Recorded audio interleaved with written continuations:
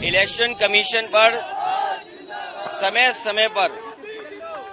समय पर उंगलियां उठाई हैं और चाहे वो प्रधानी का चुनाव हो, विधानसभा का चुनाव हो, लोकसभा का चुनाव हो, कि इलेक्शन कमीशन के जो फैसले हैं, इलेक्शन कमीशन का जो काम करने का तरीका है, उससे लोग संतुष्ट नहीं हैं। इलेक्शन कमीशन पे कई बार उंगली उठी है और यूपी के चुनाव में तो न जाने कितनी बार उंगली उठी है। अगर एक भी इलेक्शन कमीशन के खिलाफ कार्रवाई हो जाए, मतलब अधिकारी के खिलाफ इलेक्शन कमीशन कर दे कार्रवाई, तो मैं समझता हूं कहीं भी वोट चोरी, वोट डकैती या इस तरह की लूट नहीं होगी। वीरांगना अवंतीबाई लोधी का सम्मान सभी को करना चाहिए और सरकार के लोगों को विशेष इसलिए करना चाहिए कि संसाधन उन्हीं पर हैं। समाज और खासकर पीडीए का समाज अपने तमाम ऐसे महापुरुषों को और उनके योगदान को अगर पहचानेगा तो समाज और एकजुटता बढ़ेगी और इकट्ठा दिखाई देगा। सुप्रीम कोर्ट ने ईवीएम हरियाणा चुनाव की ईवीएम अपने पास बुलाई, जब उसको रिकाउंट किया गया तो हारे हुए प्रत्याशी 51 वोटों से जीता। ये इलेक्शन कमीशन पर सवाल है कि नहीं सर चुनाव का?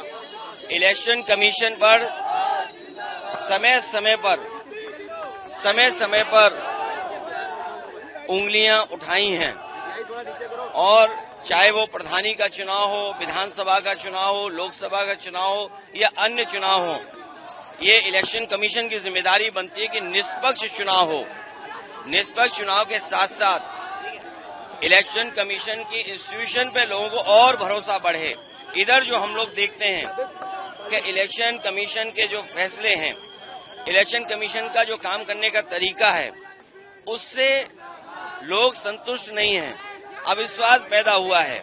अभी हाल ही में जो वोट चोरी, वोट डकैती को लेकर के बड़े पैमाने पर देश को इंडिया गठबंधन और खासकर जो बीजेपी से अन्य दल हैं, उन्होंने कोशिश की और उसका परिणाम ये हुआ कि सुप्रीम कोर्ट को भी उन बातों को मानना पड़ा जो विपक्ष कह रहा था।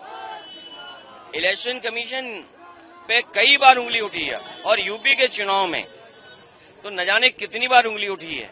ये तो पहला फेज था कि जहां हम अपना वोट बचा सकते हैं, अपनी वोटर लिस्ट में शामिल कर सकते हैं, ये पहला चरण है। लेकिन इसके बाद जो प्रशासन काम करता है, सरकारें जो काम करती हैं, उस पर इलेक्शन कमीशन कोई कार्रवाई नहीं करता।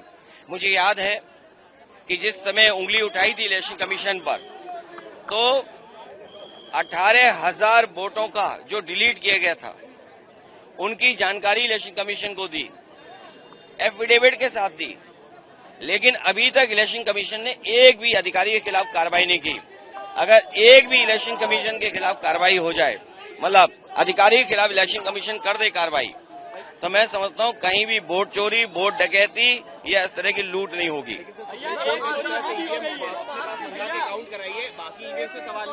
कि हारा हुआ कैंडिडेट सुप्रीम कोर्ट के सामने जीत रहा है 51 वोटों से। देखिए, मशीन पर हमेशा सवाल खड़े होते हैं। टेक्नोलॉजी या इतनी फुल प्रूफ हो कि उससे बेईमानी ना हो सके। कई बार लोग वोट डाल करके आते हैं ईवीएम में और पता लगता है उन्हीं का वोट 0 निकला। ये भी खबरें हम लोगों ने सुनी है। ईवीएम में पहले से वोट पड़ा हुआ, इसकी भी खबर सुनी है। ईवीएम के इतने महीनों रखने के बाद बैटरी पूरी चार्ज कैसे दिखती है, इस पे भी सवाल खड़ा हुआ। इसलिए जो बैलेट का हमेशा मांग रही है, और अमेरिका की नकल करें, जापान की नकल करें और जर्मनी की नकल करें। जर्मनी में तो सरकार और वहां के सबसे सुप्रीम कोर्ट का ये फैसला है कि अगर ईवीएम से वोट पड़ेंगे तो अनकॉन्स्टिट्यूशनल होगा। तो इसलिए बैलेट के से वोट पड़ रहे हैं वहां। अमेरिका में भी बैलेट से वोट पड़ते हैं और वहां खुद किससे वोट डालना ये चॉइस है।